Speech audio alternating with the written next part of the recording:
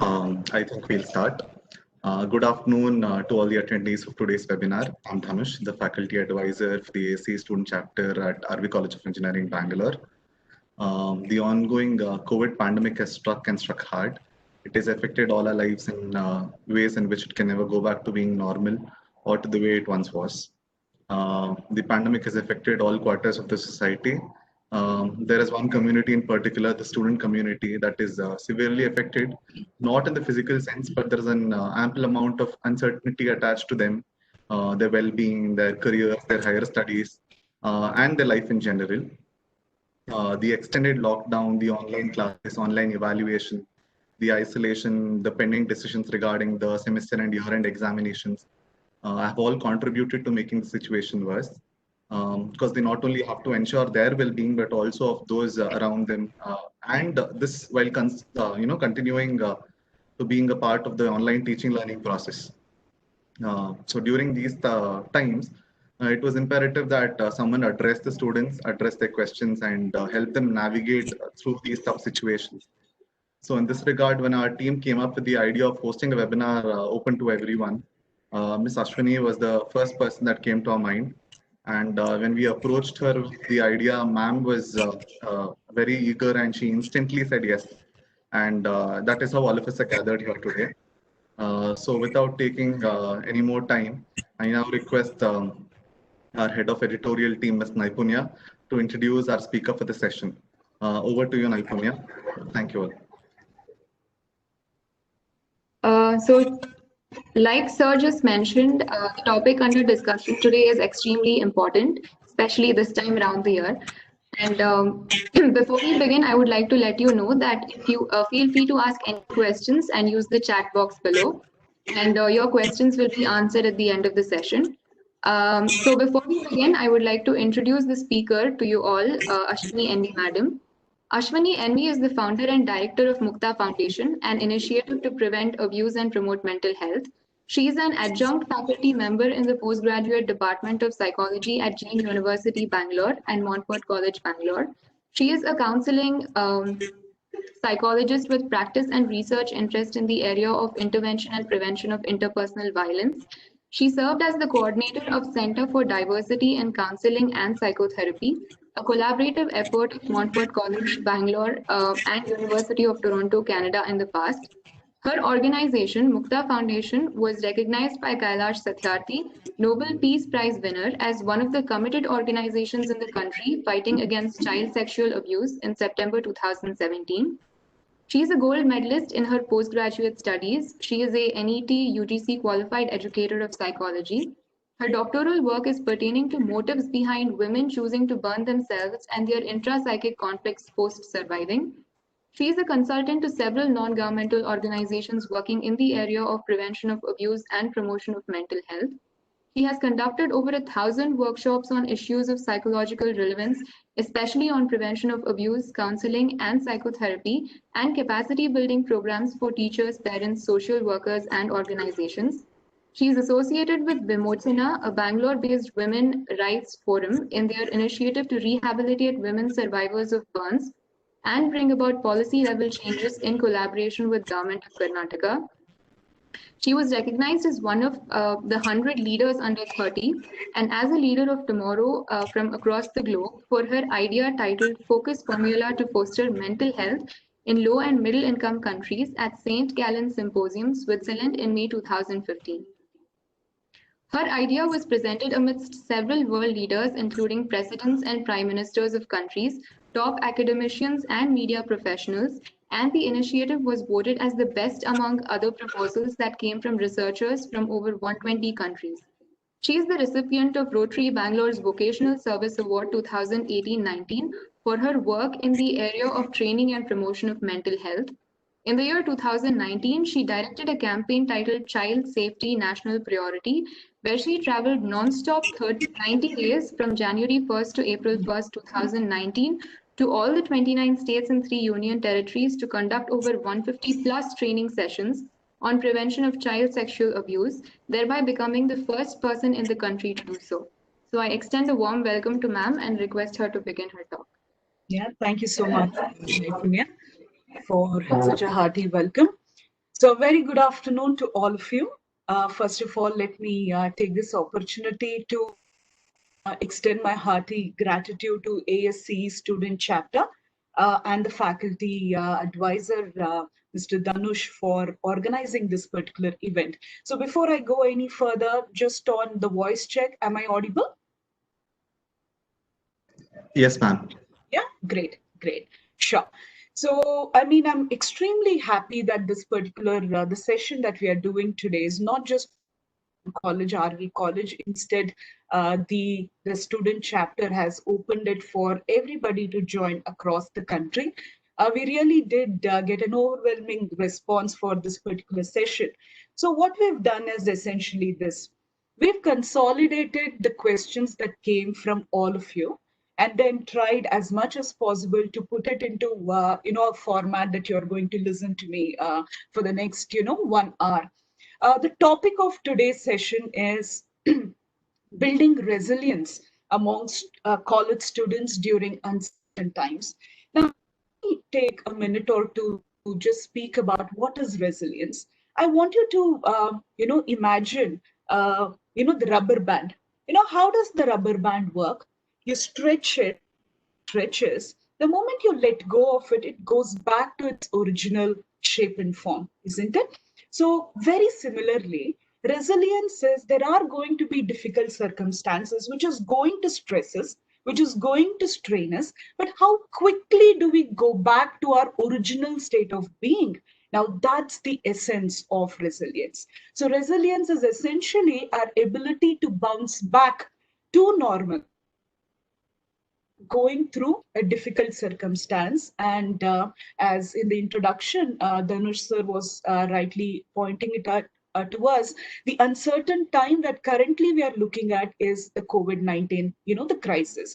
So let's look at certain tools and techniques that we could be using so that, it is a challenging time, especially for the student community. But I'm also aware that in this particular session, a lot more than just college students have joined. There are also faculty members, there are also therapists who've joined. Now, whoever you are, but ensure that this message goes back to the students because it's truly a testing times for them. Yeah. So let's look at certain tools and techniques that you could be using in order to make oneself and help others become more and more resilient. Now, the structure of the session is two parts. So what I'm doing is first I've taken up certain concepts from what we call cognitive therapy. So cognitive therapy is essentially coming from the school of thought, which focuses on how managing one's own thoughts, right, is one of the best ways to also manage our feelings and behavior. So the first part of my session is going to focus on certain concepts from cognitive therapy. Yeah. Now, the second part, I wanted to bring in something from the domain of positive psychology. So I'm going to introduce to you one particular concept called PERMA model. It's actually an acronym, PERMA. Now, each of these letters, right, is going to represent an idea. And I'm going to speak about certain tools that you could be using in order to make yourself feel good in the moment and in the future. And I really hope these concepts are going to help you not just to sail through this particular uncertain time. I'm sure in course of time we are going to manage. Maybe it's not going to be the same normal, but maybe we are going to come up with a new normal. But there are going to be normal times. With that realistic optimism, let's move forward. Would that be okay? So two broad categories, one concept from cognitive therapy, the other one is going to come from positive psychology. Now, look at this particular concept that I intend to first speak to you all. This is what is called cognitive distortions. Yeah, I'm going to repeat it once again. This concept is called cognitive distortion. Now, I want you to, understand this using a metaphor that I'm going to use. Now, imagine you're wearing a glass and there are scratches on the glass. What happens? What happens is usually we won't be able to look at the world clearly, isn't it? The world is all right, but the glass, the spectacles that we are wearing has certain scratches. Because of that, we are not in a position to look at the world clearly. Now imagine you wear the same glass and then you go look ourselves in the mirror. We know how we look. And yet when we look at ourselves in the mirror, what we are going to end up having is a distorted view, isn't it? Very similarly, just the way there are scratches on the glass that's going to disrupt our vision about ourselves, others, and the world. Very similarly, when there are scratches in our thinking style, yeah, listen to me. When there are scratches to our thinking style, we won't be able to understand ourselves correctly, others correctly, and the world, which already has problems, is going to look even more distorted. So therefore, what is cognitive distortion? Cognitive distortions are scratches in our thinking style. These are errors in our thinking style. Now, what would happen when there are these errors in our thinking style is that our psychological well-being is going to get affected. Now, the moment our psychological well-being gets affected, our ability, our capacity to be resilient, especially during these uncertain times, will also get challenged. Now, I want you to quickly recollect few of those thoughts for the day, that we used to see in the school. I'm sure each school had that practice, right, to write thought of the day. Now, one of the most popular thought of the day that I've come across in almost all schools is think before you act, think before you ink, think before you, act, talk, ink, whatnot. So, but what we were told is think before you do anything. Yes or no? Think before you do anything. Talk, walk, speak, act. But today what I'm asking you to think is, okay, let's think. But what if the way we are thinking and what we are thinking is wrong? Then what's the whole point in thinking? Isn't it? So therefore, from time to time, it's extremely important that we take an objective look at our own thoughts. Look at the picture that I have on the screen. I hope all of you are also able to see the screen. Look at that man. What is he doing? He's taken a particular thought and actually looking at it objectively. Because sometimes when we are thinking, right, it makes up our reality. We think whatever we think is the reality, but it may not be the case. So therefore, today, let's take some time off to understand whether what we are thinking is actually helping us or not helping us. See, very consciously, I'm not saying whether what we are thinking is right or wrong. Yeah, I'm not saying whether what we are thinking is right or wrong. Instead, I'm asking you to think whether the way I'm thinking, the way you're thinking is helping you.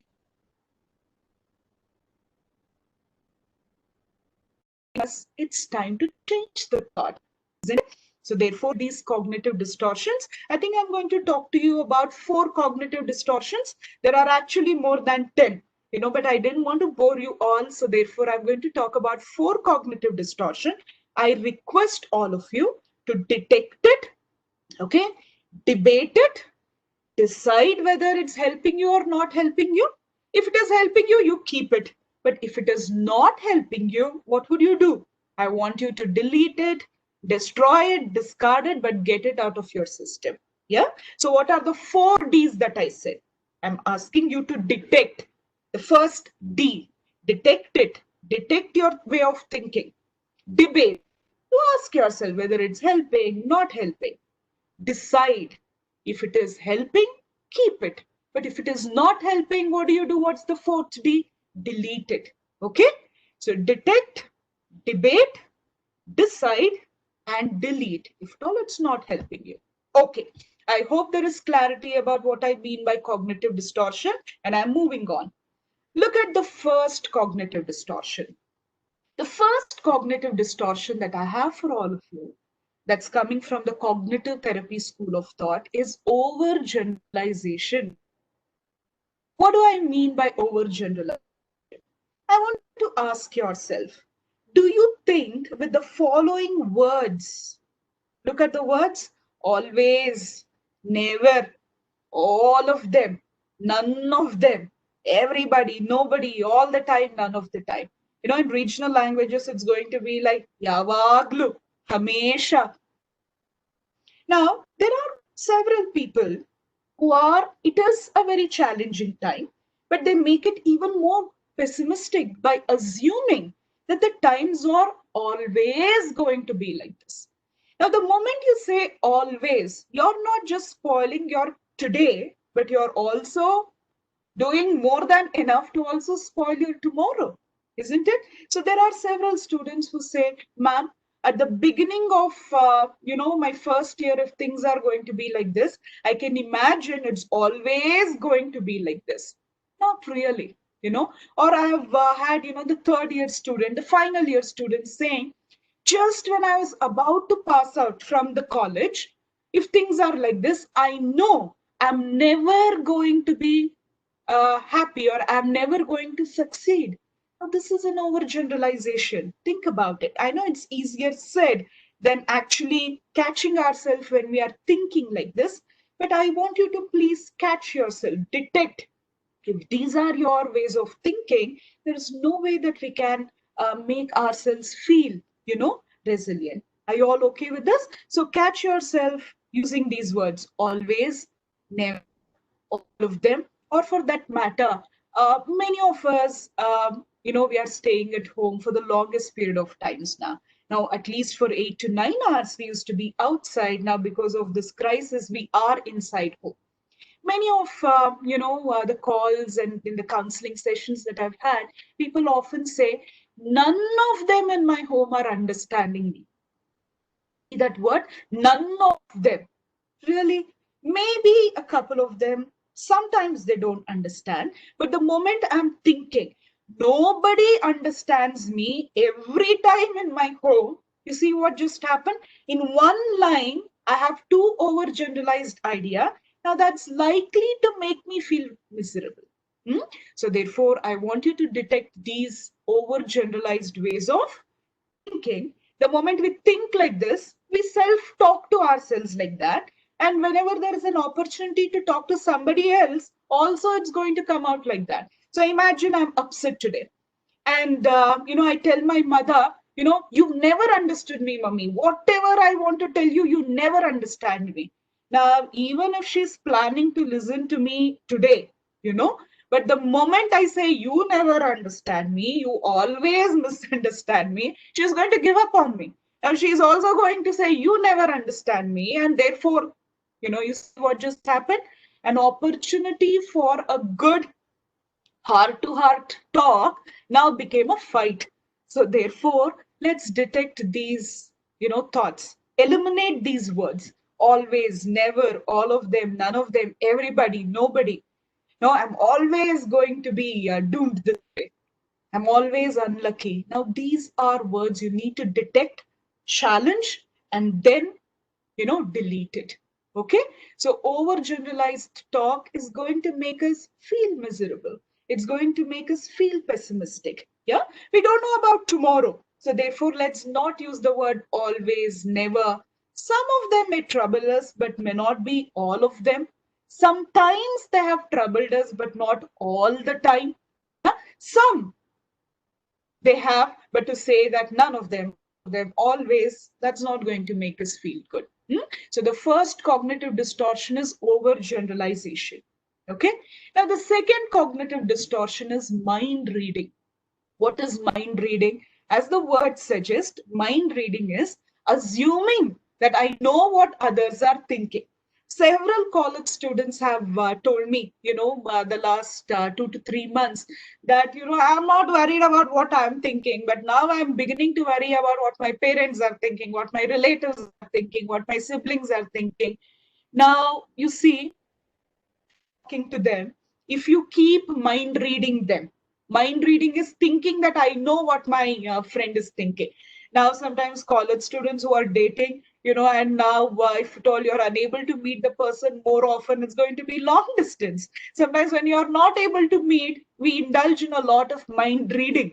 Now, I want you to know mind reading more often than not is misleading, and it leads to misunderstanding. So therefore, pick up a call, write a letter. Maybe now, the scenario is slightly better. If you have an opportunity to go meet, take all the precautions, go meet and talk, but do not mind read. So what am I saying? Mind reading is one's assumption that I know what the other person is thinking.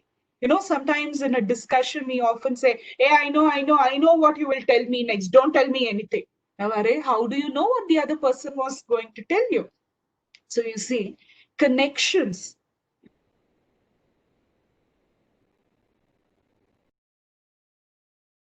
Maintain our psychological well-being. I'm sure somebody did, maybe within our house or outside, but more often than not, because now I say if it's always, you would say, saying more often than our misunderstanding of people in our life is because we mind read them. The longer we've stayed with them, sometimes what we think is 25 years I've stayed with you. What more do you have to say that I already don't know what you would say?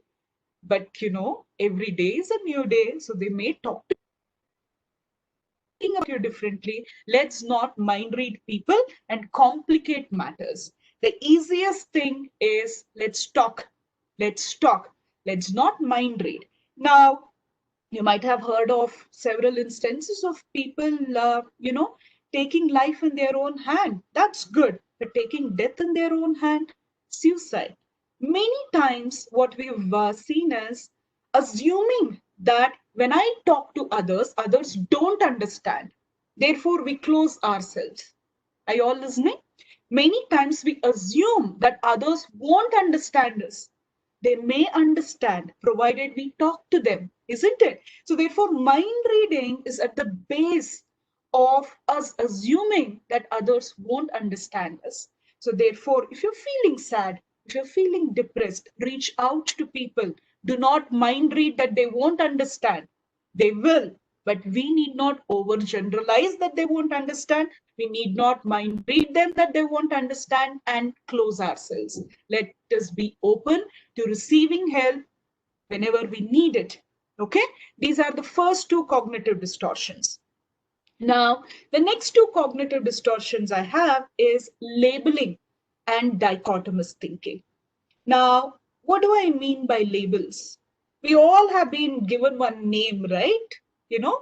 Our parents gave us a name, but there are several other names that people might have given to us, other names that we might have given to our own selves.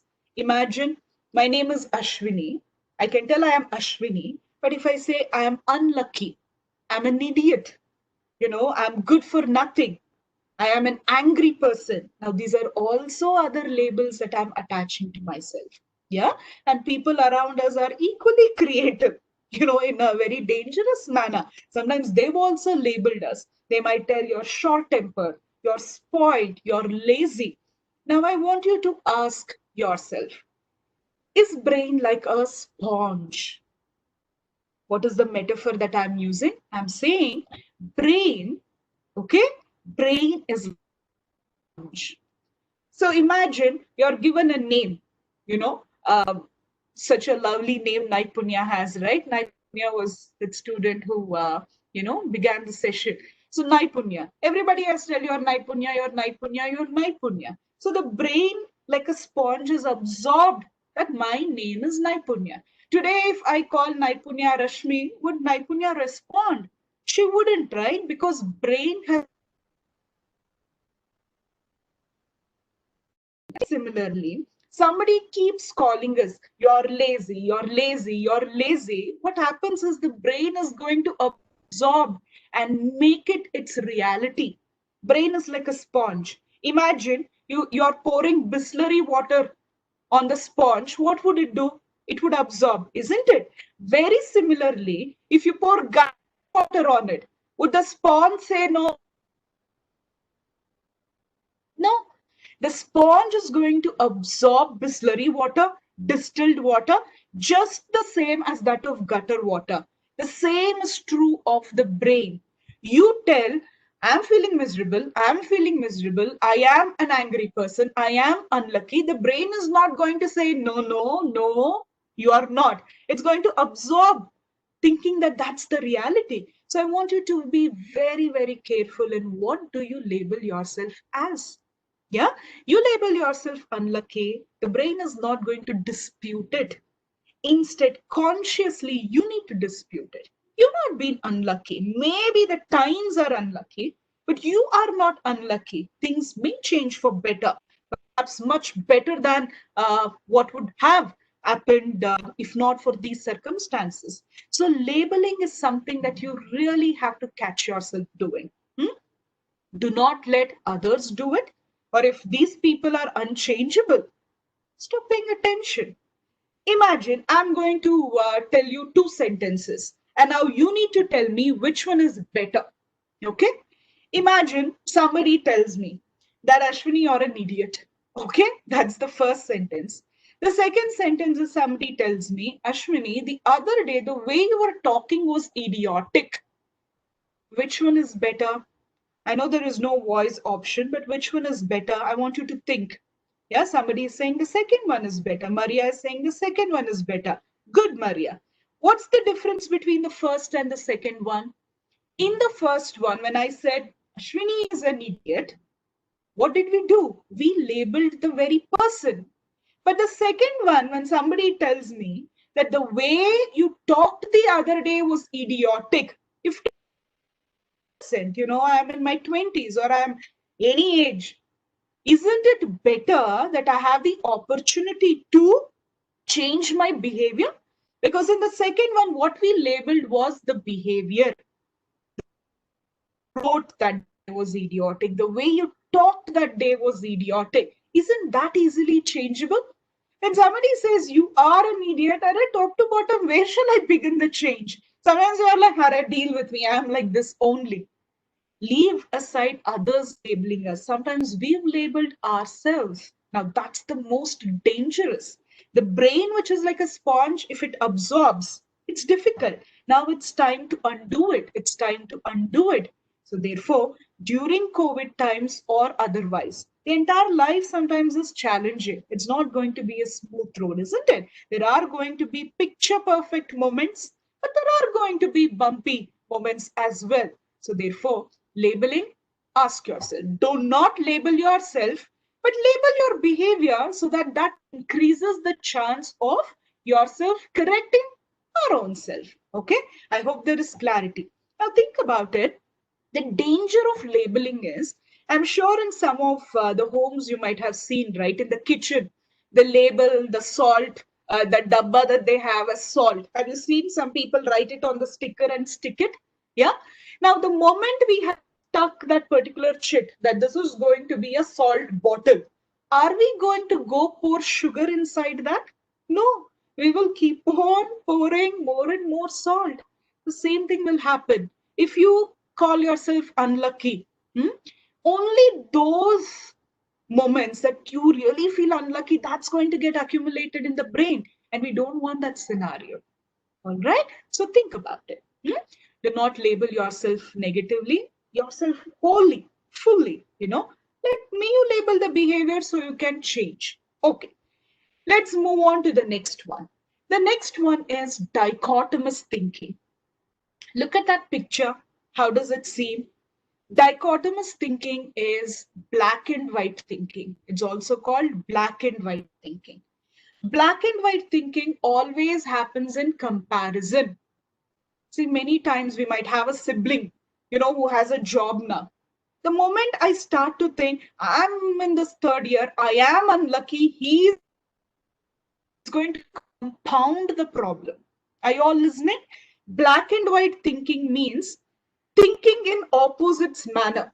The moment you think something is bad, you also think somebody else's life is good. Students think people who are working, their life is better. They may think if they were students, their life would have been better. You see what happens? To think that I am unlucky, somebody is lucky. The first years are lucky, but the final years are unlucky, or vice versa, depending on who we are. It's unnecessarily going to distort our reality. Black and white thinking is polarized thinking. We say poles apart, right?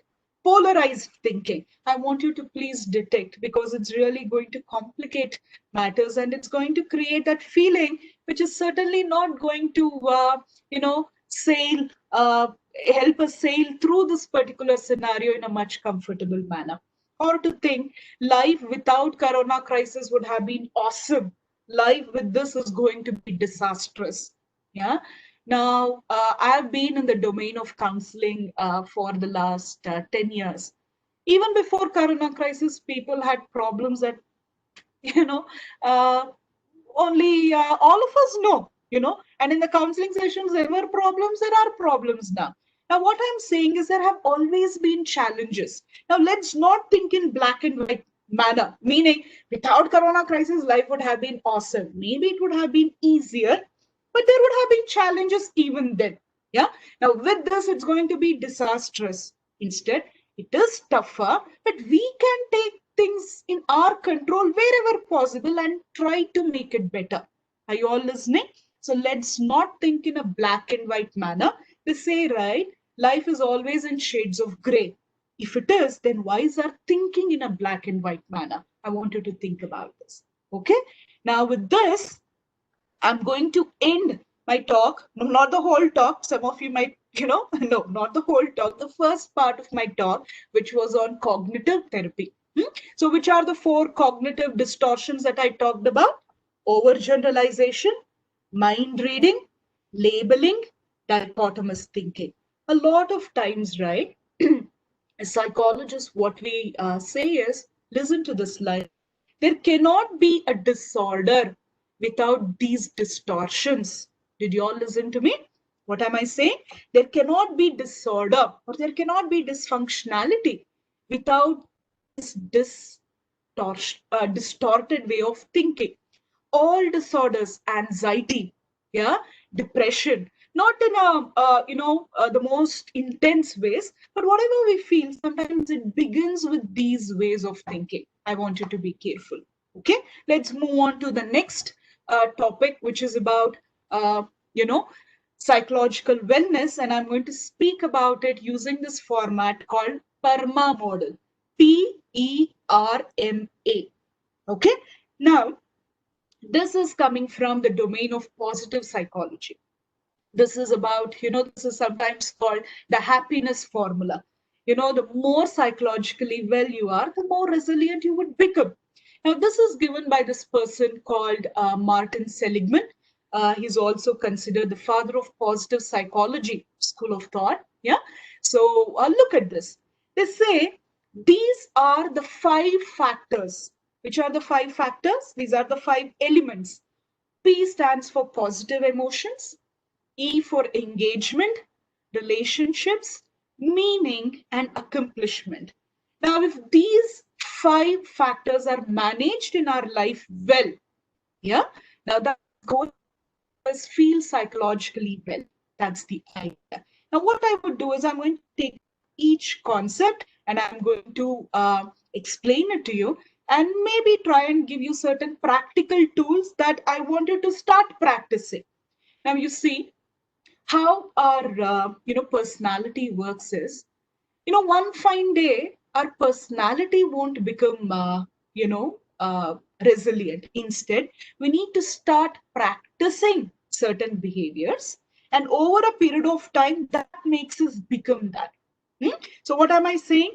Consistent behavior, consistent practicing of these skills would one day help us become that. Today, we need to put in a lot of efforts to get to these, practices. But over a period of time, that's going to become part of who you are.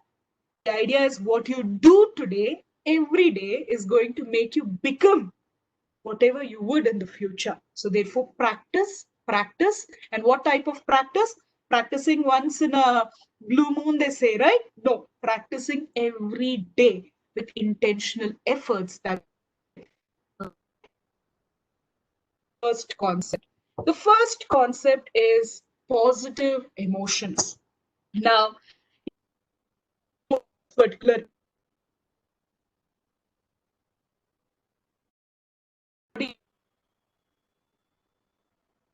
launch. Everything is not gone. We don't know when it will go or it's planning to go. my day is going to be like this. I am unlucky. Now you're going to be up day. They say, right? You win the morning, you win the day. Have you heard this line? What did I say? You win the morning, you win the means the way we are going to begin our day, begin the day has a huge role to play on how the end is going to be. Imagine when you wake up, when you wake up, maybe expressing gratitude for whatever you have or expressing some positive emotion that's going to set the tone of the day. Now, those of you, I know all of you are listening. If at all you have a pen and paper with you,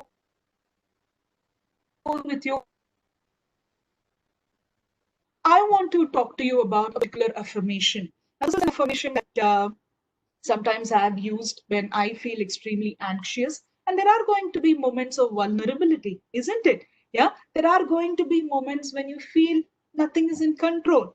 But the best thing is the thought will come. But what do you do with the thought? That's what matters. So, what I do personally is the moment I begin to feel anxious, the moment I begin to feel those butterflies in the tummy, as they say, for various reasons. Say, for example, when my family members go out, I'm like, may everything be fine. Or let's say some of our family members are distant, or about our own professional lives. There are going to be so many of those jitters, isn't it? What you could do is follow what I call affirmations. Are you listening? What's the word? Affirmation. What does affirmation mean? Affirmation means we need to tell our brain what it needs to think. Brain is like a sponge. We feed it with overgeneralizations, mind reading, labeling, dichotomous thinking. It's going to be a mess. So therefore, what I would request is I'm going to call out few sentences. Okay? I'm going to call out few sentences. If at all you're writing it down, please do. Or you can also repeat after me. I'm going to give you a line, and then wherever you are, I know it's muted, I can't hear you, but I'm hoping that you would tell it aloud wherever you are. Okay? Whenever you feel anxiety, what is anxiety? Before anything, what is anxiety? I want you to please make note of this. There is fear and then there is anxiety, but there is a difference. Many of us are afraid of something, but many of us are anxious about something. What's the difference? Fear means, I want you to please listen. Fear means I know what I'm afraid of. Okay? Fear means I know what I'm afraid of. But anxiety means I'm afraid, I don't even know what I'm afraid of. Sometimes it's very difficult to deal with anxiety because you see, when you know what you're afraid of, at least you can do something about it. You can plan. But when you're anxious, anxiety means I don't even know what I'm afraid of. Sometimes I'm sure you've told your friends or family, something is upsetting me, but I don't know what's upsetting me. For all you know, this is anxiety. So what you could do is tell these lines. Maybe keep your, the hand on the chest, or just wherever you are, sit calmly, close your eyes and tell this. The line is this: I love and approve of myself. Repeat after me. I love and approve of myself. I trust the process of life. I am safe. Okay? I really hope wherever you are, you just told this after me. I'm going to repeat it once again. I love and approve of myself. I trust the process of life. I am safe. Okay? Start your day with these affirmations. Tell this 10 times. Sometimes you might be skeptical. Merely telling this, would I become, calm? When you're thinking upsetting thoughts, if that's not making you calm, maybe you need to give this a try. Are you all listening? I love and approve of myself. I trust the process of life. I am safe. Okay. I can assure you, sometimes even telling this 3 times, 5 times, something changes in our body. Our cells are listening to us. Thoughts determine our reality. That's the truth. Sometimes even quantum physicists are talking about it. Our intentions play a huge role in how we feel and how our body functions. May you choose your thoughts wisely, because our thoughts are going to determine our emotions. Now, if at all you're having problems falling asleep, that's been a major challenge. As such, there are social media.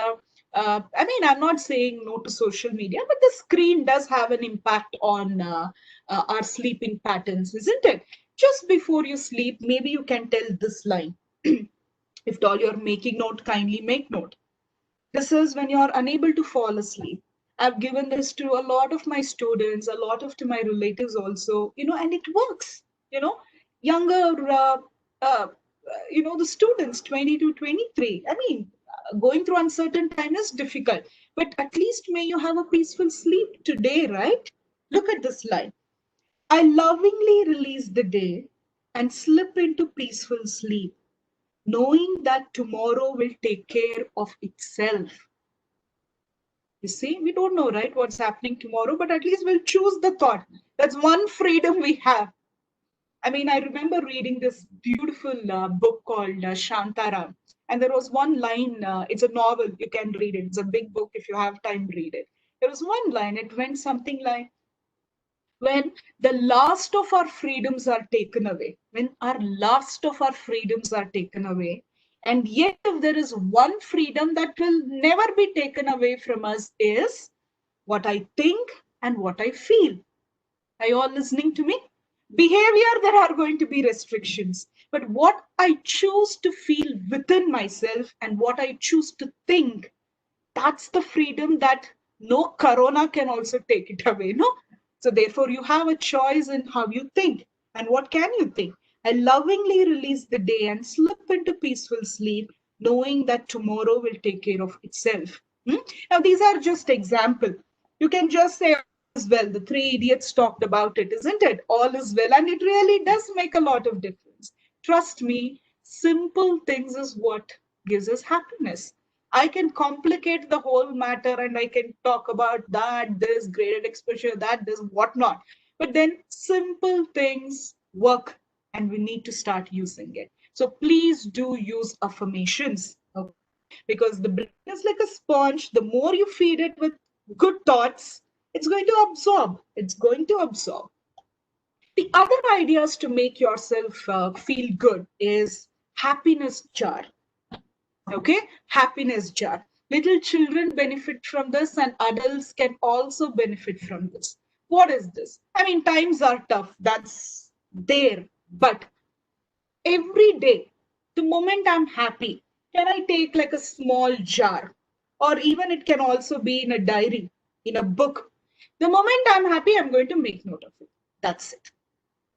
Or the moment I'm happy, I'm going to write it in a chit and then put it in that jar. It's like my bank. Now, the moment I'm feeling miserable, and there are going to be moments like this, whoever you are, whatever you are, there are always going to be moments. This is one overgeneralization I can afford to make. What's that? There are going to be happy times, there are going to be tough times. Please write it in a sheet of paper and put it in the jar. Okay, happy moments. Now, when you're feeling sad, go to that jar, open it, read it. It's instantly going to make certain changes in the way you think.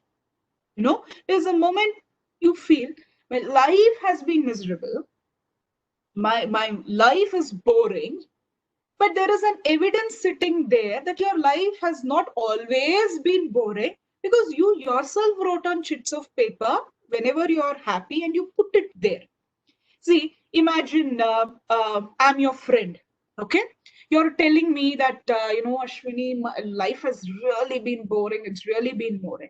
If I tell you, no, no Rahul or no Rashmi, your life is not boring, you would be like, how do you know? My life is boring. You can dispute me. But If you have written down on the chits of paper and put it in this happiness jar or some book, if you have kept it, I mean, you cannot be lying to yourself, right? There is a proof that yes, today you're upset, but that does not mean that every day you've been upset, because now you have a proof that you were not always upset, because you have the happiness jar filled with moments. Can you do this? It's a simple practice, but it goes a long, long way. Please do this. See, it breaks my heart to, read these news about people attempting suicide. See, attempting suicide, dying of suicide. Yeah. But what happens is the brain, no, it would have tricked itself into believing that life is going to be miserable, the pointlessness of life, because it's difficult to change it at that point. But if you could practice these things, collecting happy moments, uh, the brain at least has some evidence to believe that life was good, is good, and maybe will also be good. Yeah, try practicing happiness jar. The next one, wherever you are, you can also do what's known as the gratitude tree. I know if you're in hostels with all the rules of no decorating walls and all that, it might be a challenge. But how about practicing what is called gratitude tree, gratitude journal? What is gratitude? In Kannada, we call it kritagnate, no? Being thankful. Now you see, I mean, there is this beautiful quote which says, gratitude and suffering cannot coexist. Did you all listen to me? Gratitude and suffering, it seems, cannot coexist. Hmm? We are feeling miserable. That means the moment you could just think about what are you grateful for? I'm grateful for the fact that, I have a roof on my head. I have two people that I can reach out to. I've been given education.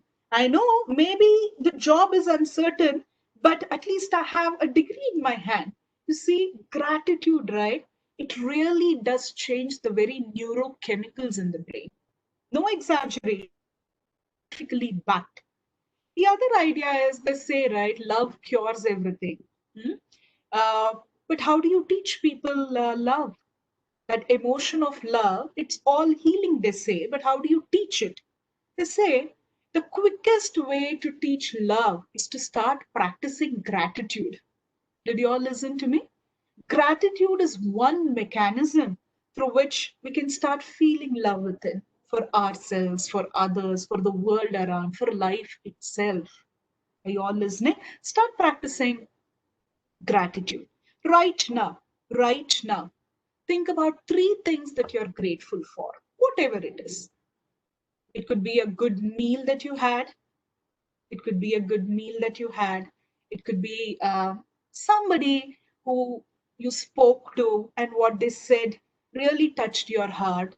Or it was something that you read, that made you feel good. Certainly not the corona count, that are increasing, that wouldn't. Look for positive news. There's a lot of noise around. We know that. But you need to trick your brain. You need to give it the practice to pick out positive news. Start doing that. Are you all okay? So start practicing happiness. Gratitude tree. See, gratitude tree is you draw a tree on the wall or you stick a picture, take those post-its, no, and start on the leaves you write about what you're grateful for. Imagine it's a tree, a monthly tree, and then every day you've stuck something, three things that you're grateful for, and at the end of the month you have 90 things that you've been grateful for in this month. 30 days into 390. So it's a tree that's blooming. It's a tree that's blooming with so much of positivity. Hmm? So it's an effort, but with effort, for all you know, the results could at least make us feel good. I'll tell you, people with the best of jobs, people with the best of education end up feeling miserable. And we know it from news.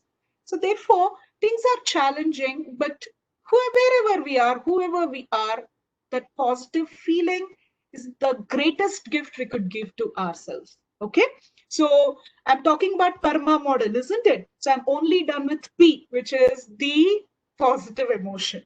Now let me move on to the next, which is the engagement. Engagement. PERMA. P is done. E is engagement. What is this engagement? I want you to please look at this particular picture. I have two words. Yeah, mindful or mindful. One mindful is mind, which is full, F-U-double-L, isn't it? Do you want to have the first thing? Look at that mind. Hundreds of things. Some of us have really mastered the art of complicating things in our brain, isn't it?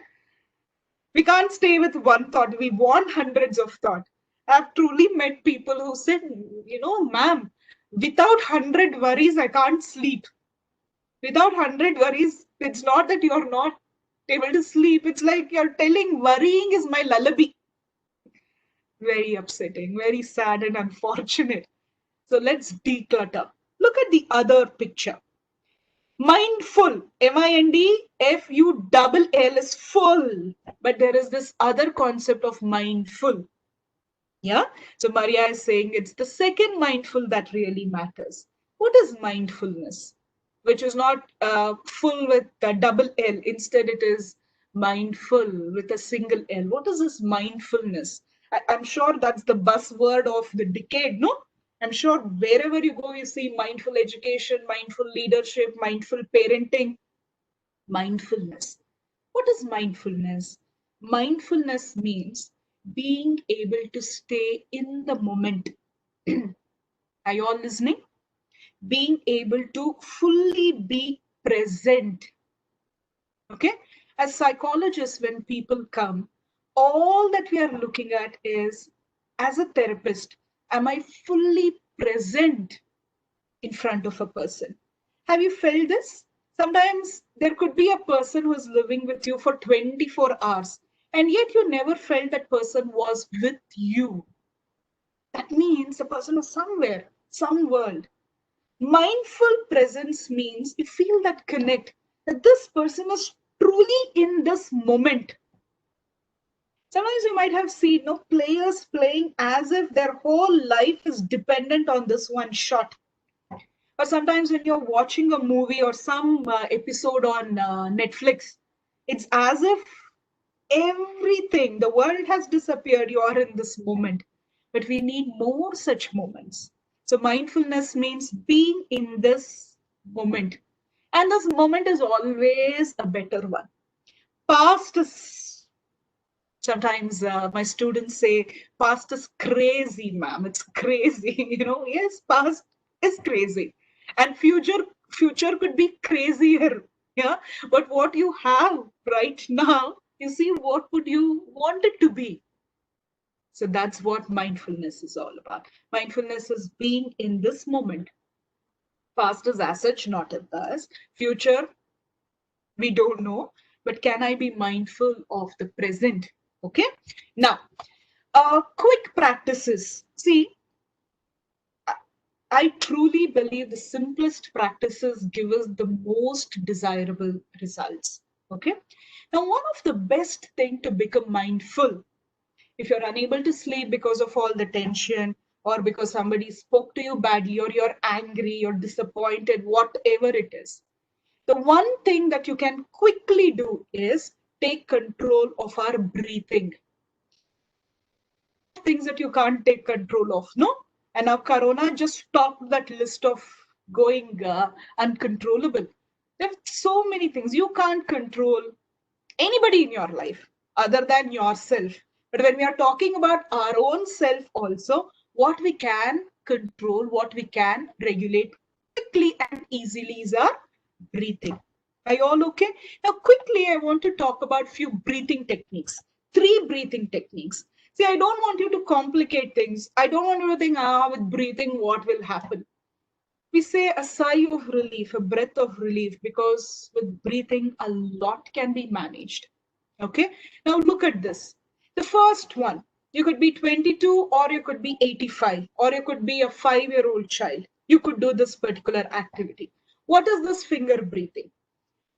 On a day-to-day basis, sometimes, we say, this tension is killing me, I'm going crazy, or whatever that line is. True, that's how brain makes us feel.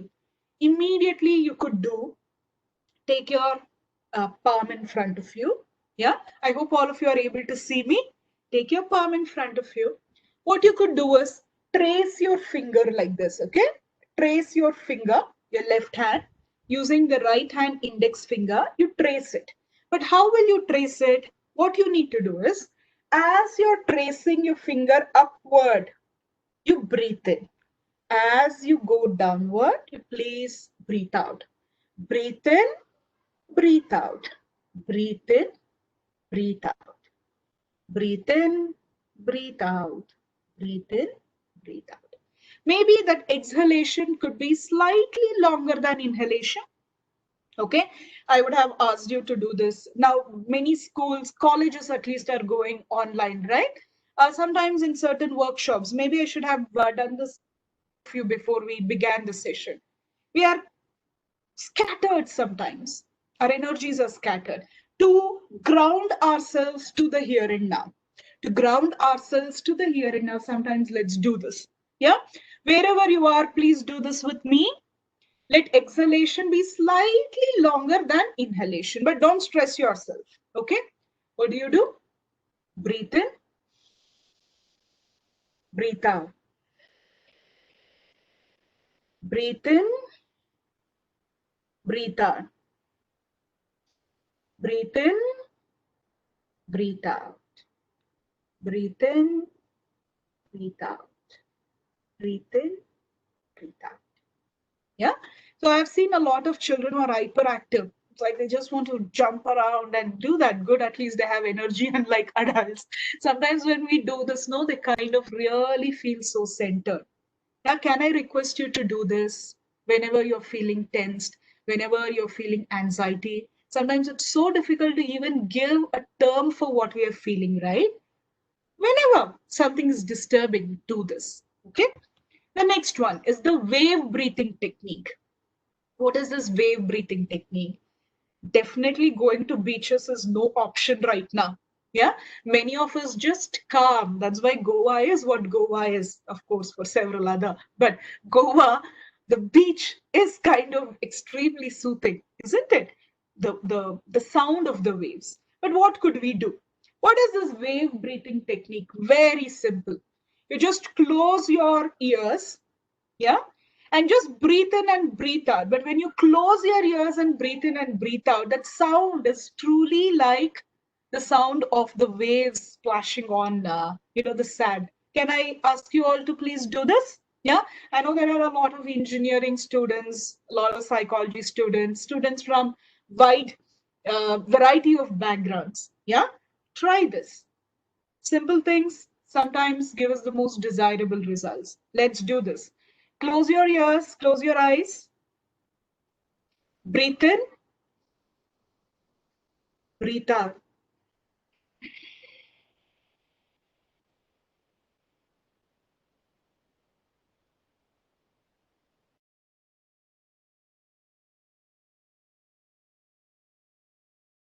That's you feel is the way of the nature, and nature is soothing, and we know that. Do wave breathing, maybe for 5 minutes, maybe for 10 minutes, depending on what time is available. Those of you, the professors who are listening, why don't you do any of these breathing? See, students will laugh, but they can only laugh till the time that they see the results. Okay? At the beginning of your session. Yes, sir, I got it. Okay, at the beginning of the session, yeah? I logged in, just a second. Okay. Do you want me to stop because I can hear? I got all the details. Okay, fine. Okay, I think I can continue. Okay. Look at this box breathing. Yeah, let me just quickly see the time. Okay, so I have another, I think 15 minutes of time. Yeah, so I think the pacing is good. We have enough time. Look at box breathing. Box breathing is this. Drawing a box, right? When you're drawing like this, you inhale. When you're drawing like this, you retain the breath. When you're drawing like this, exhale. and then you inhale. Okay, how?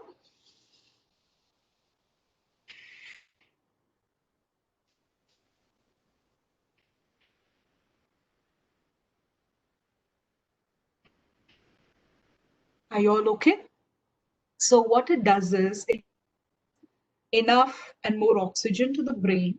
And that's one of, have you seen when you're tensed, we take shallow breaths? Have you seen that? Sometimes we're like really, the breath has become so short. Yeah, when we are stressed, that's what happens. So to relax yourself, please follow this box breathing. How does it work? Inhale, hold your breath, exhale, and hold your breath. Yeah, at least while breathing, if we are not fully present, then when else to be? No, sometimes, I've heard professionals say, students say, at the end of the day, I was able to just breathe properly. How sad, no? It really is very upsetting. We do all that we do in life. Breathing, if we cannot do it properly, then why are we earning? Why are we getting degree? So let's relax and at least breathe. Inhale, hold your breath, exhale, hold your breath. Do this 5 to 6 times. It would put us in a better frame of mind. Life may not change radically, but it will likely to change, put us in a better state of mind. Because of that, we could do better. And then maybe life will become better. Okay, good. So engagement means what? Being fully in the present.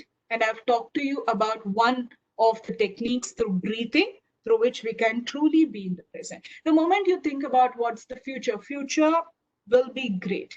Yeah, will be. It's the matter of time. It's the matter of time. So let's regulate. Let's regulate breathing, which we have control over. Okay, let's move on. Okay, look at this. Do you all remember what was R in PERMA? PERMA. R stands for relationships. R stands for relationships. And I know this is a slide with too many pictures there, but I'm just using certain metaphors to say how can we relate to people best. Okay.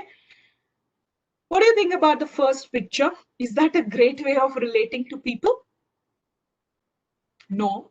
Yeah, what's that? It's a shark, not a calm shark. Instead, it's an extremely angry shark. It's an attacking shark. The other day, and this is not a student. This is the mother of a student. Yeah, an engineering student. The mother was talking to me. The mother says it seems she had baked a cake. She had baked a cake. And this boy was really tensed. He was talking to his friends over the phone. And then they are all talking about what next. And it's really sometimes is disturbing. The mother knocks on the door and then says, I have made a cake. And it seems the son said, in Kannada, he said, oh, mommy, nan life then in cake. You know that line? I'm going to translate it. So she's made a cake and the son says, well, life has gone for a toss and you and your cake. She was so mad and she's like, my life has gone for a toss because all of you are at home 24/7. And now what just happened? One shark was bad enough. Now we have two sharks. Both of them fought. Fought over what? There was really no content.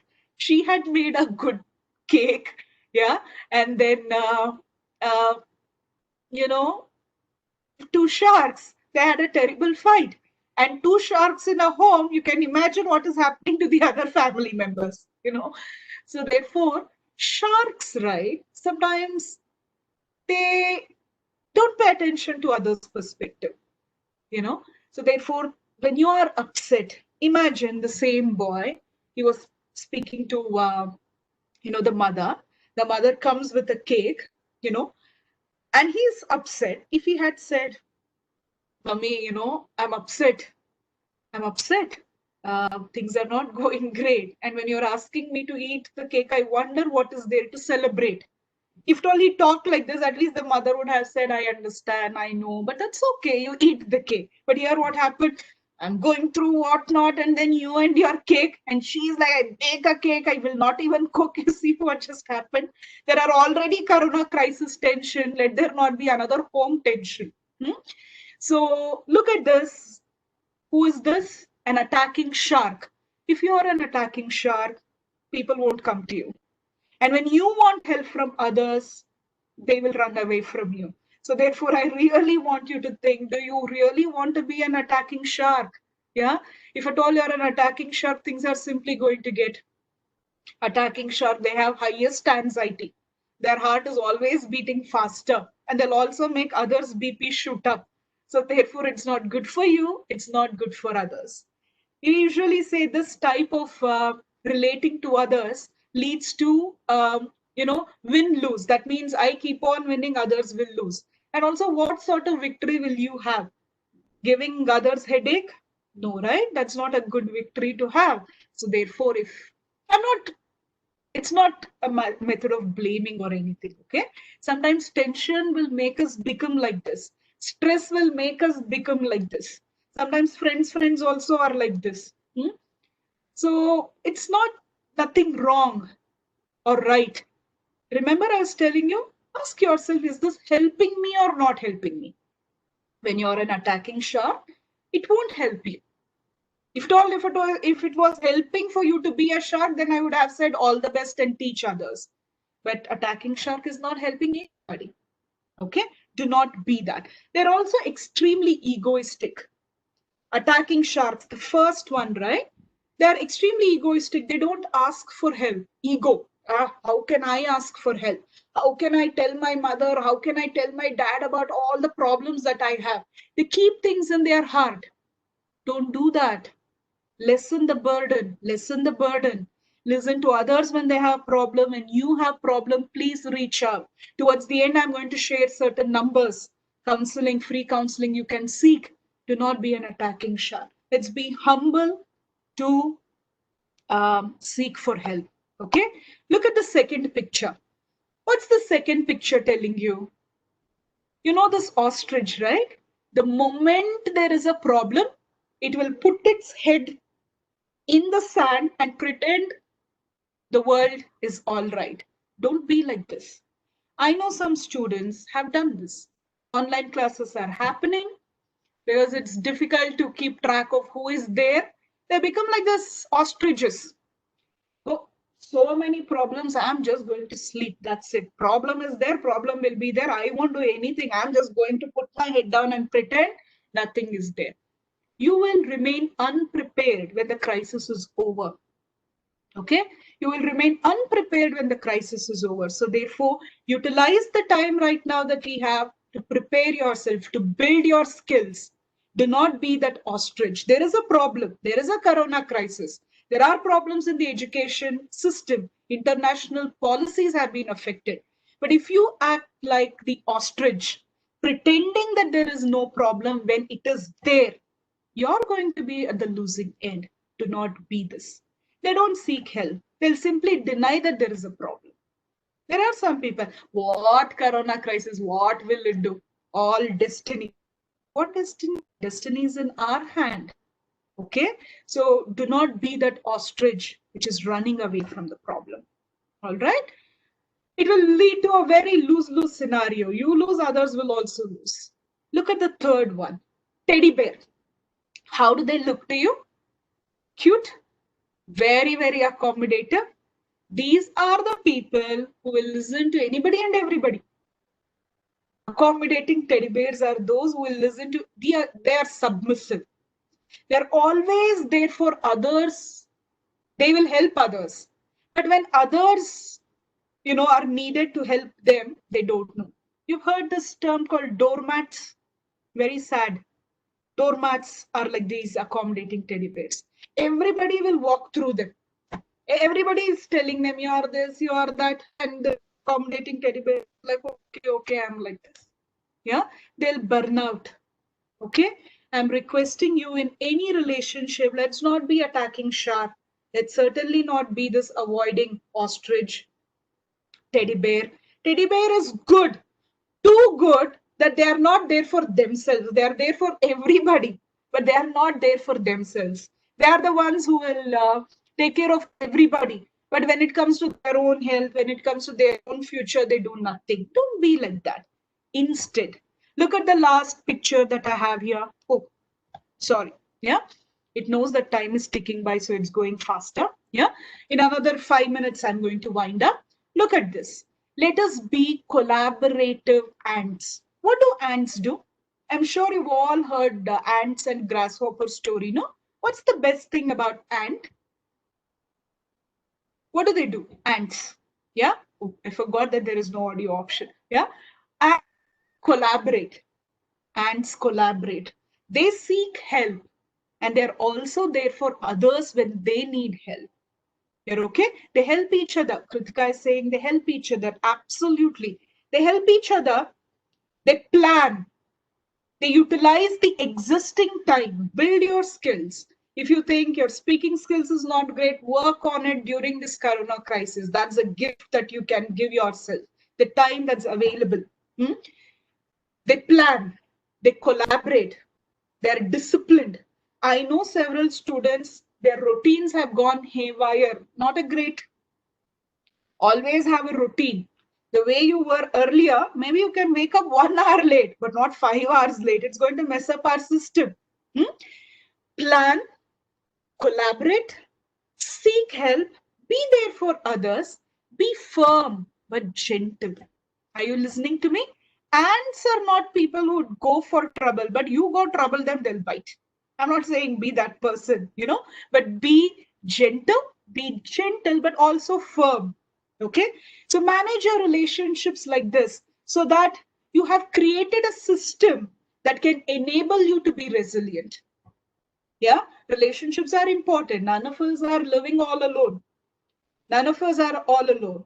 Who is with your friends, with your family members, create a cushion relationship that can bounce you back, not thorns, no? Like the attacking sharks do. Okay, quickly, let me move on. Now, this picture is talking about, look at those words. What do we have? Isolated, inferior, stupid, bored, lonely, sad. These are all the feeling words. What I would request is you need to start communicating your feelings to people. Sometimes when I tell students, there are 350 feeling words. They are like, ma'am, please, words. I'm always screaming, or my parents are always screaming, or sometimes I cry. So there must be anger, there must be sadness. No, there are 350 different feeling words. Whether you know it or not, you go through all of these. Now, I want you to please start using feeling words. Imagine you're angry about someone. You're angry about your brother, and you're not in a hostel, you're at home. You're angry about your brother. Instead of telling, I don't want to talk to you, just get out what you did to me. No, I don't want to talk to you. You see, this also expressed anger. On the other hand, if at all I have, a brother named Ajay, and I tell, Ajay, yesterday the way you talked to me, I'm angry and I was extremely disappointed that you didn't even, take into consideration my feelings. You see, you also expressed anger here, but you expressed it in a gentle but firm manner. How is it if I say, get lost, I cannot speak to you? In regional languages, things are even more harsh, no? In Kannada, you see, people will see your anger and then they go on a defensive mode. Instead, I'm asking you, please use words. You can tell, maybe if you're in a relationship, tell that person, the other day, the message that you sent me hurt me. And I felt so lonely. After being in this relationship for 3 months, I needn't have felt lonely, but I did. And it's upsetting. How is this? Respectful, meaningful, and the other person will understand. Instead, you're angry about the other person, you switch off your cell phone and sit. That person is going to do their own fill in the blanks. They will say you have attitude, you're arrogant, whatnot. Instead, please communicate your feelings. That goes a long way. I don't want you to learn all the 350 words, but at least 30 to 50 words, please. That's one request that I have. Become emotionally literate. We may get our degrees, But if you are not emotionally literate, even in our professional life and in our personal life, we are going to suffer. Because you see, you're suffering, people won't understand your suffering. They think you have attitude. Please verbally express your feelings, and you can only do it when you know the words. You know, I remember one of my students, no, I gave her this particular, the next day, did I feel flabbergasted? Are we don't okay, rhapsodic fears are to follow. Start using. Tell people you're disappointed, you're hurt, you felt lonely. Tell them I'm angry. Don't say, hey, don't talk like that. Hey, ho, no. Tell them I'm angry. I'm disappointed. I'm disturbed. I want 2 days. I'm unwilling to talk to you. Instead, don't give them cold shoulders because we want people. Are you all listening to me? Okay, good. Let's move on. PR is done. Now, M. M stands for meaning. Meaning is sometimes when things are tough, all that we are looking for is what does my life mean?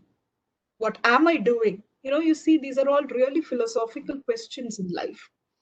I'm getting this from this school of thought called existentialism. You need not remember that word, but I just want to cite it here. They say in many languages, meaning is artha, isn't it? Artha. And we all want meaning in life, meaning for life. And he says, the person is Viktor Frankl. He says, there are only these 3 ways. What are the 3 ways? Especially when times are challenging. And this was a psychiatrist who lived in a concentration camp, Hitler, Germany, you know, in those days. He was a psychiatrist and he was in the concentration camp. So here is a man who truly knew what a challenge, being killed. So he knows what he's talking. He says, you feel your life has meaning when you can be creative. The first one. Creativity means you give something new to the world. Give something new to the world. It could be a poem. It could be an art form. Whatever you know, you tell. This is what you give to the world. That gives us meaning. It could be anything. You cook a dish. You help somebody, but you give something to the world. The second one is you experience. Look at the triad. It's called the meaning triad. Yeah. The second one is experiencing. Experiencing means you take something from the world. Creativity is you give something to the world. Experiencing is you take something from the world. What can I take something from the world? I can take air calmly. I can see the movies that are already made. It's there. That means I need to take it. Or people are there. You go take their thoughts. Have a beautiful conversation. You know, now I can't go for a walk amidst greenery. Yeah. But you see, whatever there is in the world, take it. Life is worth it. If it's not possible, change the attitude. Listen to positive stories. Listen to people who make it seem like life is worth it. It's needed. And there are so many people out there. You could be one such person. Yeah. Change of attitude is sometimes you read something changes in our mind. No, this is sometimes called quantum change. Something happens in your life and then boom, life changes. It may not be that drastic, but read something positive. You remember positive emotions, happiness, joy. These are all ways to change our attitudes. Okay. So give meaning using these 3. Now I need to rush fast. Karma. A is accomplishments. We need accomplishment. But this accomplishment, when I say, I don't want any of you sitting there to think accomplishment means getting a job, getting a degree. All of that will happen. It has happened throughout, life of all, isn't it? Accomplishment is not getting a job. Accomplishment is the small little achievements that we have on a daily basis. Imagine you set your alarm clock for 7:30 and you wake up at 7:30. That's an accomplishment for that day. You know, the brain, right, does not differentiate. A big achievement And these day-to-day small achievements. You think I need to speak to my grandmother. You talk. If that's your goal, you talk. That in itself will do something in the brain. Small little achievements we want. Okay. Now look at this. I have two words there. Outcome goal and process goal. Outcome goal means what do I want to be? Process goal means for me to be that, what should I do today? One is the outcome. Outcome is the destination. Processes like the journey. Now, it's quite possible. Say, I'll tell you, as somebody who runs Muktha Foundation, we had several projects for month of May, month of June, month of April, and we couldn't do any of it. Why? Because of the crisis. Extreme disappointment. But then I thought, if I focus only on outcome goal, I'm not going to think about the process. Now, what is my outcome? I mean, Naipunya was talking about what Muktha does, right? Muktha is committed to abuse prevention. Yeah, that's my outcome. For the process, I had set certain goals. Yes, it's changed, but I can still do something. I was somebody who was like, oh, I would never do online session. That was pre-corona days. Anybody asked for online, I was like, no. Face-to-face is what is effective. All those, I call it all those jazz, all those restricted ways of thinking. But the moment you say, that's my outcome, that's my ultimate goal, and for me to reach there, I will do anything. Now you see, most of our outcome goal is to be a great professional, okay? To be good with our personal life, that's all there is to life. Great profession, a great life, a great meaning. Now start building that for yourself. Equip yourself with the skills. Maybe there is time right now. So what I'm saying, do not just focus on outcome goals. Instead, focus on the process goals, which require preparation today, tomorrow. We can prepare today so that when the crisis is all over, the outcome can easily be reached. Are you all okay with this? The next one, maybe this is the last, the one that I have, is we all do to-do lists. This is something that I started doing, and I've also talked to a lot of my students and my colleagues at the foundation. We all have to-do list. What is to-do list? I need to do this, I need to do this. 10 things we have to-do list. Work will get over, but what I also want you to do is to-be list. What is this to-be list? When I'm doing this, imagine you have an assignment, or if you're a professor, you have a correction work.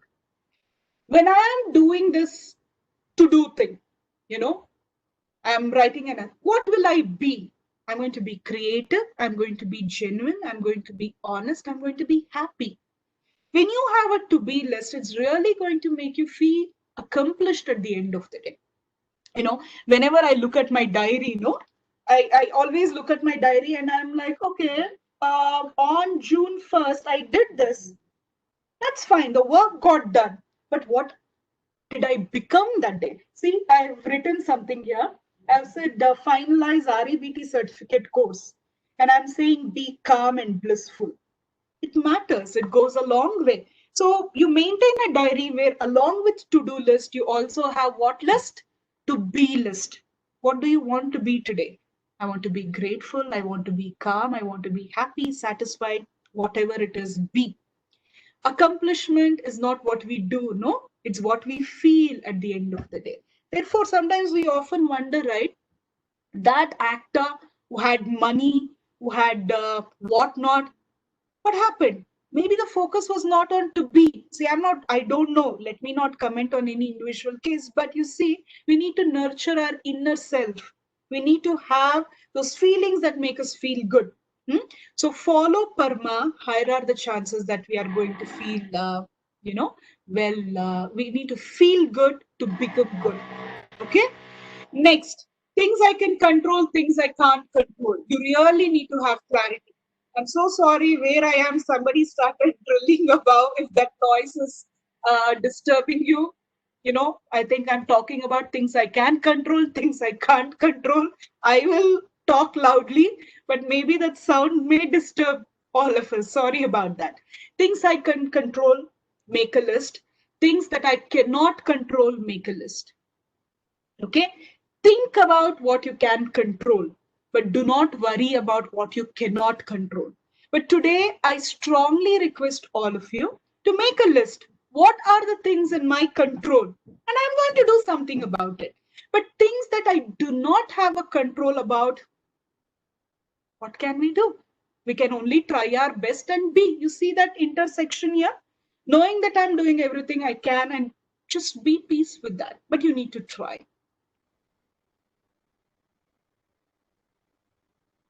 You cannot.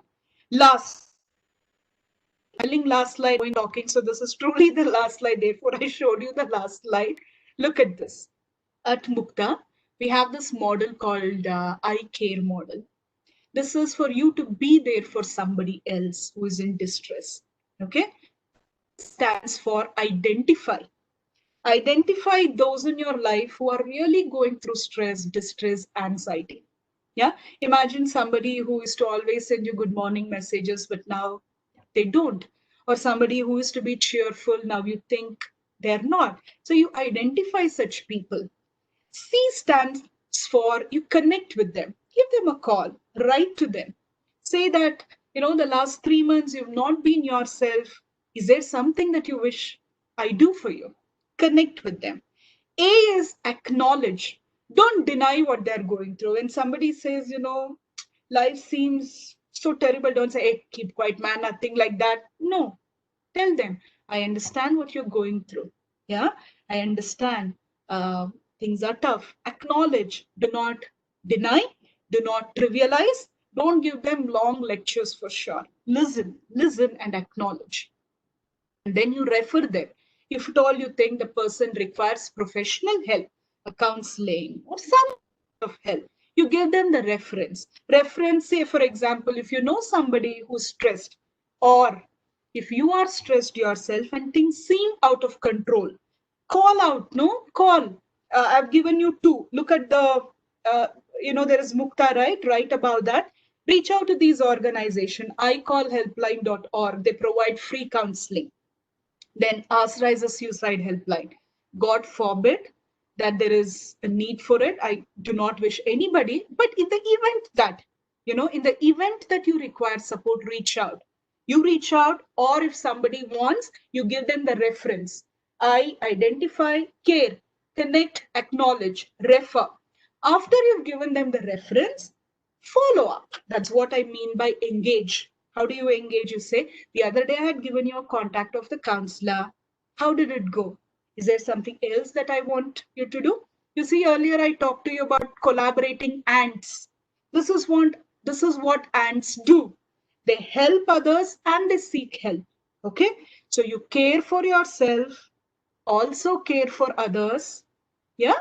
So with this, I really wish and hope that you've got some ideas to take care of yourself and others, not just during this crisis, but, the entire life. It's not going to be challenging, but once in a while there could be challenges, isn't it?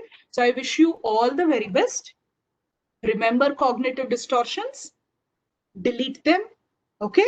Remember PARMA model. Remember I care. Yeah. Also remember things you can control, things you cannot control, and exercise a choice. Okay. So thanks everyone, for staying with me, and let's maybe take few questions. Yeah. Thanks everyone. Thank you so much. Okay. Let's take questions there. Thank you, ma'am. That was truly very impactful talk. We actually have a few questions at hand. The first one is, living in hostels is a tough affair, from living with people who care for us to people whom we feel judge us. So how do we overcome this? Sure. So essentially, you're looking at 2 groups of people, maybe people who are at home and people who are in the hostel. See, now what I would say is, I know what you might be feeling, but let's not think in a black and white manner. Let's not think that people at family will always understand us and people in the hostel may not understand us. So instead, you remember I talked to you about becoming emotionally literate? Maybe sometimes people who are living in the hostel, the others, right? They don't have the skills. But when you can demonstrate the skills, maybe they will pick it up from you. Instead of getting irritated with them, talk to them. Talk to them about, the other day, the way you talked to me. Imagine somebody hurt you or made a statement that was very, very unfair. You can tell them. Imagine, so let's say on the screen, I see Aman. And imagine Aman told me something very, very hurtful. Instead of labeling Aman to be God knows what, instead of that, I can say, Aman, I really want to speak to you about something that happened the other day. Aman, the other day you told a statement about me that, I don't help others. That really hurt me. If at all I have not helped you when you asked me, please talk to me about it privately, no? And I would try my level best to help you. But when there were more than 10 of our classmates, you telling that Ashwini will never help, that really hurt me. Can I request you to never do this? You see, when I talk to him, higher are the chances that he won't repeat it once again. And at the same time, I'm not carrying a burden in my heart. Yeah. So what I'm requesting is, do not look at it as just people in the hostel who are not understanding you or who are not supporting you. Even in your professional life, there will be people like that. Even in our home, sometimes people would be like that.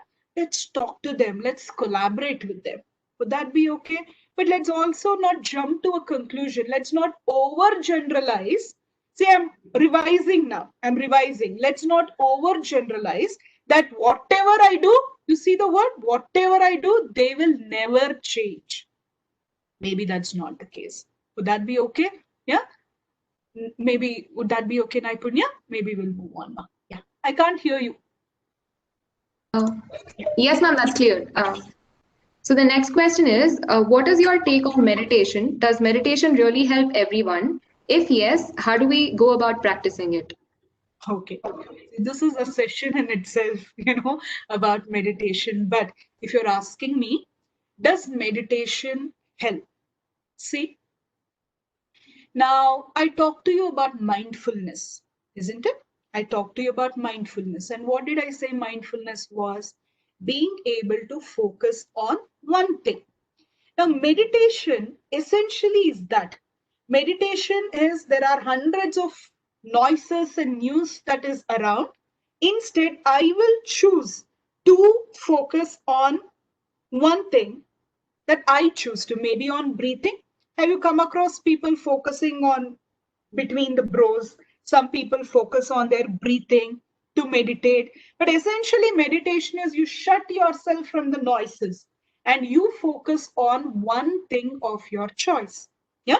Have you seen some people? I mean, I'm sure you've seen in movies, right? Somebody closing their eyes and then doing Om Namah Shivaya, Om Namah Shivaya, whatever that is. That's also a type of meditation. But leave aside the religious aspect of it. Instead, what did you do there? You are focusing on one sentence. You can also focus on all is well, all is well, all is well, but you can meditate on that.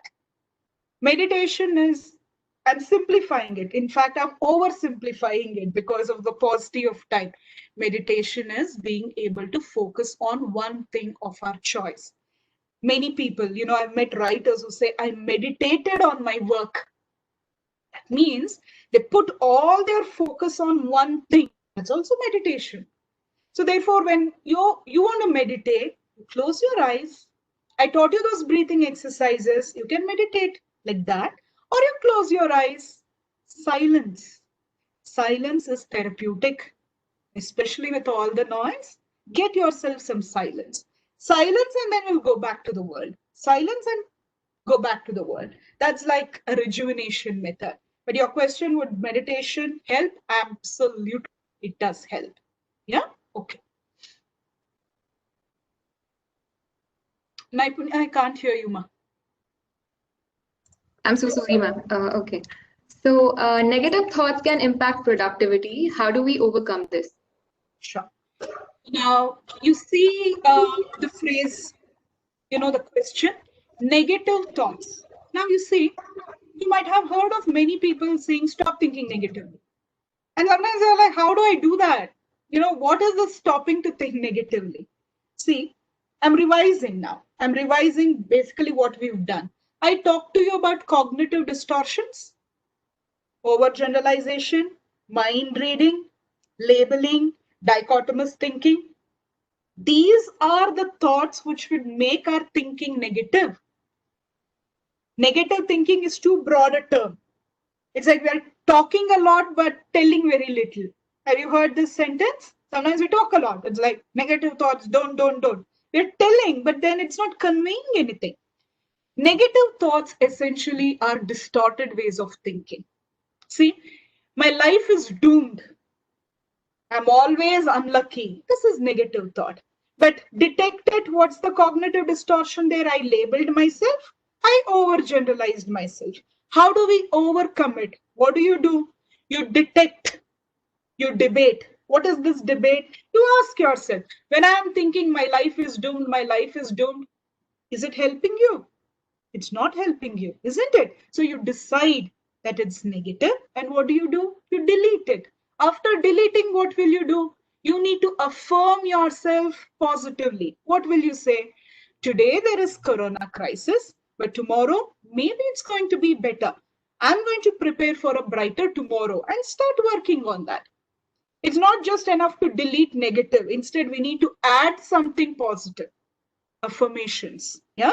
Affirmations are a way. Please think about it. Start small. Start small. You make yourself feel good. Life will become better. That's a journey. Over to you, Naikunya. Yes, ma'am. So moving on to the next question. In this interdisciplinary world, Indian society has a fixed notion about engineering degrees. How do we tackle this?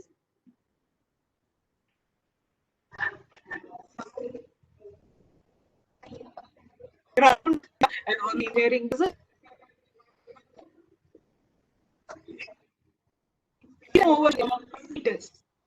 See, I would suggest, if there are any parents here or anybody for that matter, yeah, I would say you need to choose your career. This is a bit of career related thing.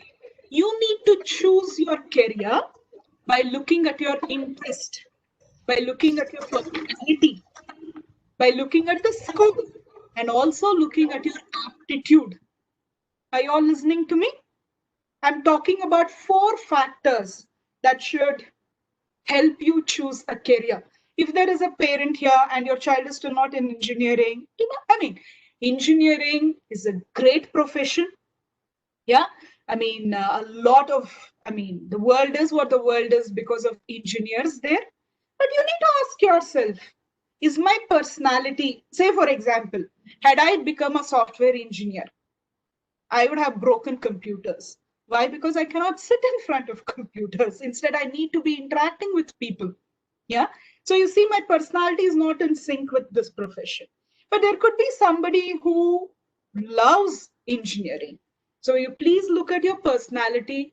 Look at, are you interested? Sometimes my personality is in sync, but I'm not interested. It's a choice.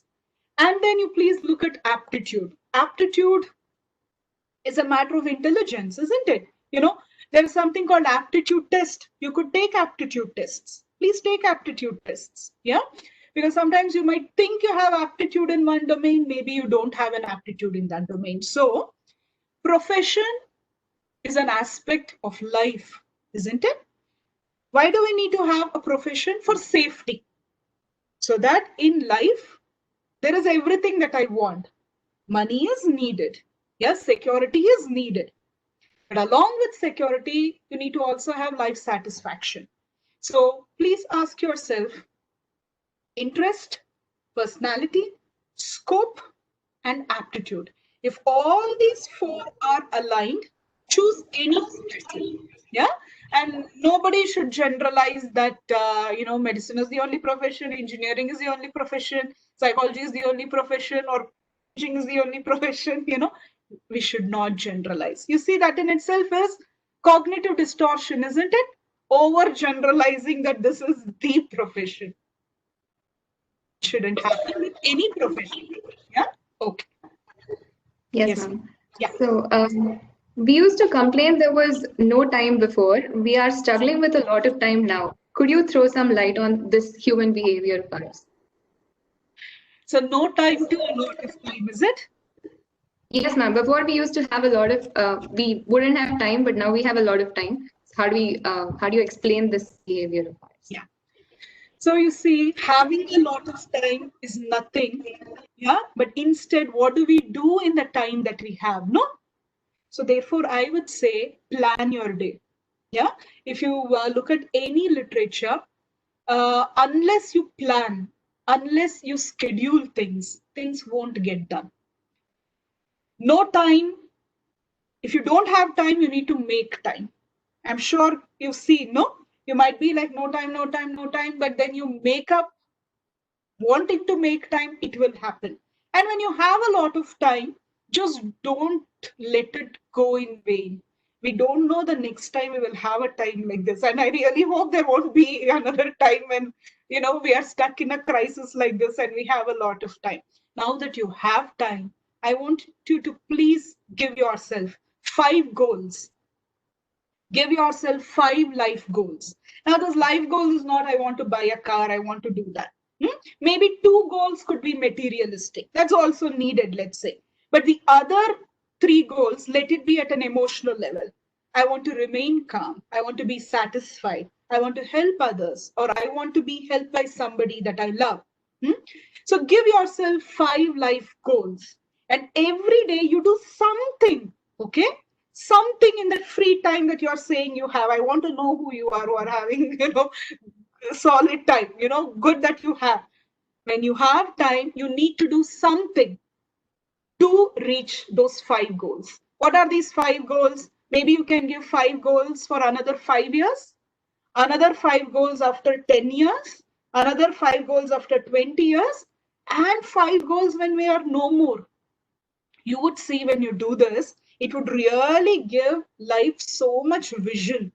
And when we have vision, right, 24 hours sometimes is not good enough. Would that be okay? So I request you, when you have time, give yourself life goals and start working towards accomplishing it.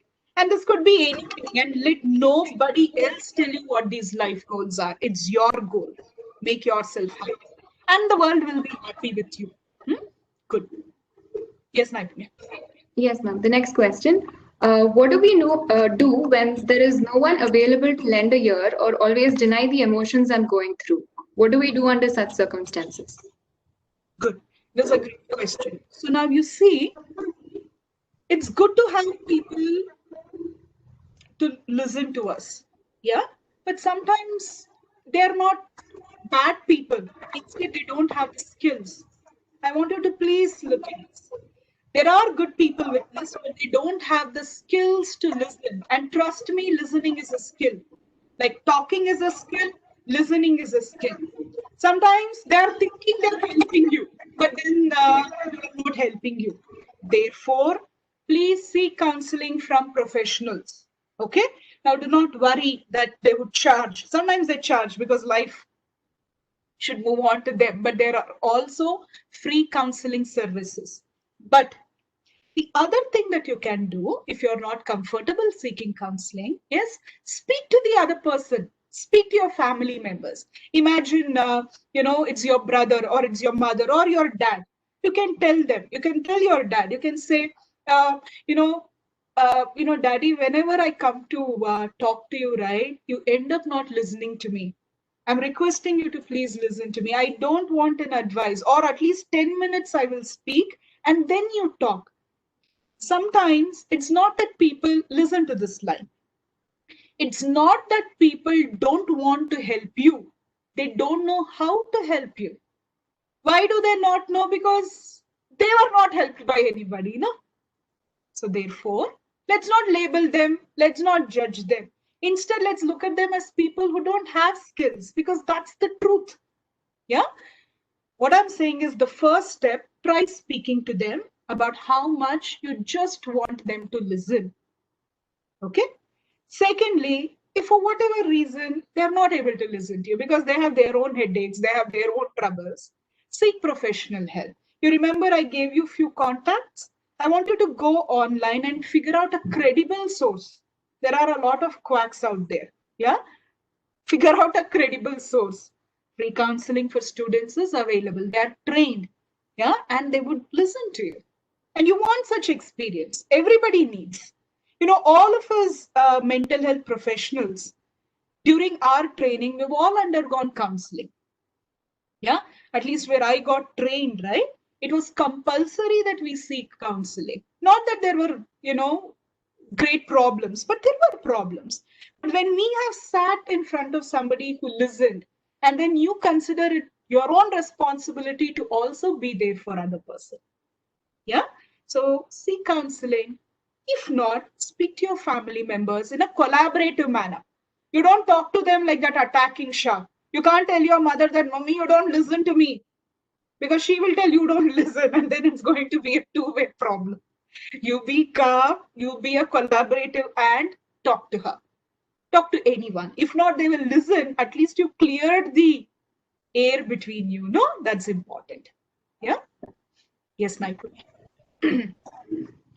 Yes, ma'am. We have one last question. What do we do when our non-verbal and verbal expressions do not match? What do we do when our verbal and non-verbal expressions do not match? Okay. So now, this is what we call congruency. So imagine, you know, Naipunya, just because I can see you on the screen, okay, I'm going to act and show something. You're the only one that I can see. So imagine Naipunya is doing such a great job, isn't it? Choosing questions she's putting across to me in such a clear manner. I like that. But now I'm going to act like that person who tells one thing and then my non-verbal is something else. If I tell Naipunya, you're doing a great job, okay? Keep it up. Now tell me, Naipunya trusted? Should she trust me for my words? No. So what I would say is, it's not what if verbal and non-verbals are not matching. I want you to know when verbal and non-verbal behavior does not match, we do not trust such people, isn't it? And also I want you to please remember, tell me, now I told Naipunya this, no? Naipunya, are doing okay, great job. All those expressions if I do, would the other person take my verbal content or non-verbal content? Naipunya, what would you take, ma? Ma'am, I suppose the non-verbal content. Yes. We human beings are wired like that. We go with the non-verbals much more than verbals because with words, people have mastered the art of lying, isn't it? But non-verbals are still not in our control. Body language, our postures, our facial expressions. Yeah. So therefore, I would say, if you know you do that, if you know you do that, I want you to start working on that. Because the more, look at the word, discrepancy. The more the discrepancy between what you tell and how you tell, I cannot tell, I'm very happy like this. I'm very happy. If I tell like this, the other person would take away the information as I'm disinterested, isn't it? So if you are that person with whom there is a discrepancy, discrepancy means lack of congruency, difference, simply put, difference between verbal and non-verbal, it's going to impact your interpersonal relationship. So work in making it congruent. Let there be less difference, in fact, no difference. Or ask yourself, when others do it like I did it, what just happened? What happened? It won't, the relationship is going to suffer. Okay? Yes. Yes, ma'am. We're done with the questions, ma'am. Thank you very much for answering them. I would like to pass on it to Aman, and he will be giving the word of thanks. Thank you, ma'am. So before that, let me also extend my gratitude for the organizers. You know, Aman was coordinating with me and Dhanush sir for, you know, leading this particular initiative, and Naipunya, What a lovely name and what a lovely presentation. Yeah, thank you so much, and all the participants. Thanks for joining us. One of the hallmark features of a resilient person is wanting to learn. Yeah, and the fact that all of you attended it, that in itself is reflective of your willingness to learn. Yeah, and what you've learned, follow it, practice it, and what you've learned, also spread the word. Yeah, with that, over to Aman. Thank you, participants. I'm Ramadika. On behalf of ASCE Student Chapter and RVCE, I would like to congratulate all the participants for attending and being there for us with for whole 2 hours. Also to ma'am, who runs Muktha Foundation, for taking her time out from a busy schedule and inspiring us and sharing her valuable insights and giving us some great analogy. Also to our principal, Dr. K. Subramaniam, and to our HOD, Dr. Radhakrishna sir, for encouraging us to host this webinar. So this is the first of many webinars that we are going to hold, and we require your support in the future as well. So with that, we wrap up this event and hope you all have enjoyed it, and maybe you seek out help when it is needed. Thanks. Thank you all. Yeah, thank you. Thanks, everyone. And before you let ma'am, Dhanush. Yeah, since we're doing this on a virtual platform, I was thinking if we can all come together and do a virtual group photograph together. It would. Sure. So I request all the panelists to switch on the camera and come on the screen. Naipunya, Yashas. Yeah, can someone take a screenshot? I'm taking it. Yeah, thank you everyone for coordinating. Thank you all the volunteers. Thank you, ma'am, especially for agreeing to do this with us. Hope your support is with us in all our future endeavors as well. Thank you all for joining. Bye. Thank you. Thanks, everyone.